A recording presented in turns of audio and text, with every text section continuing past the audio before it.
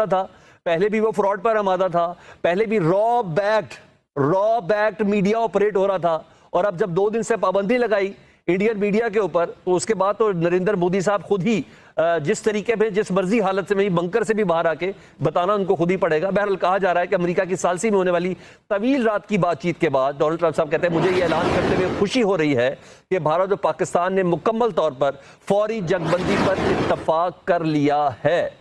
जी हाँ, ये खबरें हैं, पाकिस्तान और इंडिया फौरी जंगबंदी पर मुत्तफिक हो गया है। खैर, मुझे इसका इंतजार शायद 2 दिन पहले जरा ज्यादा होता, या 22 अप्रैल के बाद किसी वक्त ये होता तो शायद होता। शायद अमेरिका भी शायद उन जोरे बाजू को देख रहा था, जिन जोरे बाजू को तगड़ा करके उसने पाकिस्तान के लिए नहीं, चीन के मुखालिफ खड़ा किया था बेसिकली। लेकिन जितनी जलालत, जितनी हजीमत पिछले चंद दिनों के अंदर उन्होंने देख ली, तो उसके बाद मेरा ख्याल है कि डोनाल्ड ट्रंप साहब का बीच में आना बनता था। बहरहाल पाकिस्तान और इंडियन फौरी जंगबंदी पर मुत्तफिक हो गए हैं। डोनाल्ड ट्रंप साहब कहते हैं, ओके, हमने हिसाब से बहुत ज्यादा चुकता किया, लेकिन हाँ, इस दौरान हमारी मासूम जाने गई। लेकिन जो पहला मिसाइल अल-फतह की शक्ल में भेजा, उन मासूम जानों के नामों के ऊपर ही भेजा, जिसने एक बार पूरे इंडिया में आग लगाई हुई है।